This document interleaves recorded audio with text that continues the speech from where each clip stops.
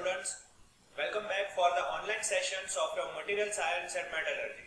Myself Vivek Parikh, your tutor for your material science and metallurgy. So now let us move forward for the chapter that is we are continuing about your heat treatment of the steel. Till now we have seen the different diagrams and the objectives of your heat treatment. So now we will be going for the original thing that the chapter title is of, that is the heat treatments of the steel. So now we will be proceeding into that part of the chapter in which we are having the classifications of the heat treatment processes. You mean to say that means which are the different types of the heat treatment processes which are used for the steel's heat treatment. Clear? So now let us see in this unit or this session what are the different types of the heat treatment processes which we can do on any of the samples of the steel. So see, this is the classification of the heat treatment. Majorly your heat treatment has been classified into two types of the things. That is, you have to either go for the thing that is your bulk formation. You have to go for the bulk heat treatment, that means the whole sample you are going for the heat treatment, and the second portion lies under the surface region. That means only surface we are heat treating, not the whole part. Clear? Only the surface has been affected, not the whole part. In the bulk type we are having different types of the thing, that is an annealing method, normalizing, hardening and tempering. It is classified into four major types: annealing, normalizing, hardening and tempering method. Whereas the surface hardening gives you two types of the thing, that is thermal, totally dependent on the heat, and the thermochemical, that is the heat due to the generation of the chemical reactions. Annealing, there are different annealing known as a full annealing, recrystallization, stress annealing and the spheroidizing annealing. Whereas tempering, they are of two types, Marr and Oss tempered. Thermal, they are of the two types, flame hardening and induction hardening we are using.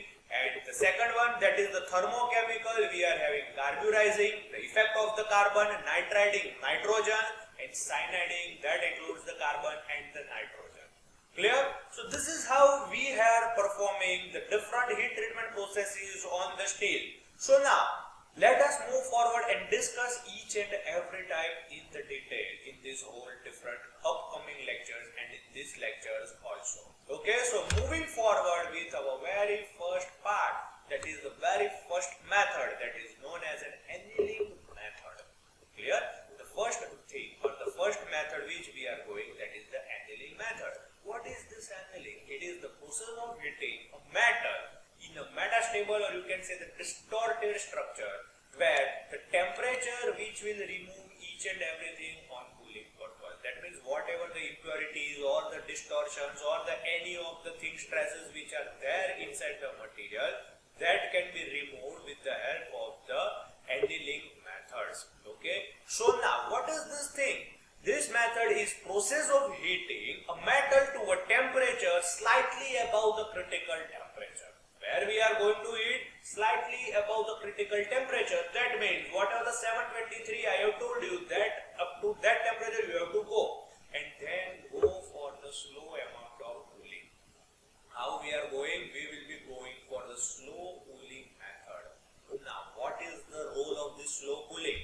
Discussed earlier in the previous lecture. What is the effect of slow cooling? We will get the pearlitic structure with the help of this slow cooling method. To remove the cold worked condition, or you can say by this thing you can remove each and every types of the stresses which are there inside the particular surface, that can be removed with the help of this annealing.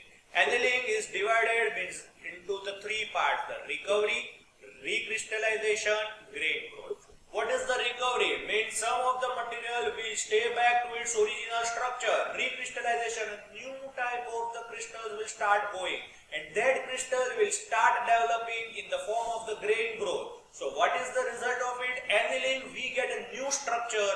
How this new structure comes? They are divided into three parts. That is, the process is divided in three parts: recovery, recrystallization and your grain growth method. So that was your annealing, in which the major term which we are using, that is the slow cooling. Take any of the subcategory of the annealing, we will be always going for the slow cooling only, because we will always get the pearlitic structure. Whether you go for the coarser pearlite or you get the finer pearlite, but the microstructure which is fixed, that is known as a pearlitic structure, is always obtained after the annealing treatment. Because in any of the annealing, once again I tell you that it is always a slow cooling in the furnace is done. Clear? So let us move forward, that what are the purposes of going for this annealing method. The very first one, to produce an even grain structure. What we are doing? We are always going for the producing of the same type of the grain structure, so that uniformity, hardness, strength comes into the consideration. The second main purpose of this annealing is to remove the internal stresses which are caused during any of the manufacturing steps. During that thing, whatever the stresses which have developed inside the material can be easily removed with the help of annealing. How? Because of the slow amount of the cooling which we are giving, that type of the thing will remove your stresses which are developed inside the material. The third purpose of this particular method is to reduce the hardness and increase the ductility. Ductility will increase, so what will happen? You can use the steel in any of the shape. Why? If the hardness is there, you cannot deform into the different types of the shape. So for that type, you have to reduce the hardness, so automatically the ductility of the material increases. The next purpose of this annealing is that after annealing, what will happen? The metal becomes soft, and what will be doing? It improves the machinability. That means an ability of a material to get machining. That means you can go for any of the machining methods on the steel. So easily machinable. How? Because with the help of the annealing, we are reducing the hardness of the material. Clear? So these were the different purposes of the annealings which were there. Now let us see which are the different types of the annealing methods which we will be discussing. The very first method that comes, that is the full annealing method. Second one which we will be discussing, that is the homogenizing annealing we will be discussing. Third one, recrystallization annealing. Fourth one, spheroidizing annealing. Fifth one, which is the isothermal annealing. So that means the total 6 are there, and the last one which we will be going, that is the stress relieving annealing method. So these are the different types of the annealing methods which we will be discussing in the detail in this lecture and in the upcoming lecture. Clear? So now let us move forward for our next type, that is the very first one which will be known as the annealing, that is the full annealing.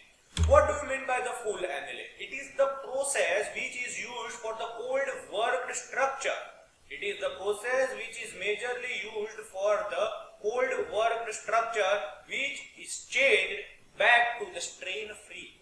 What will happen? With the help of this thing, you will remove the different types of the strain which are developed.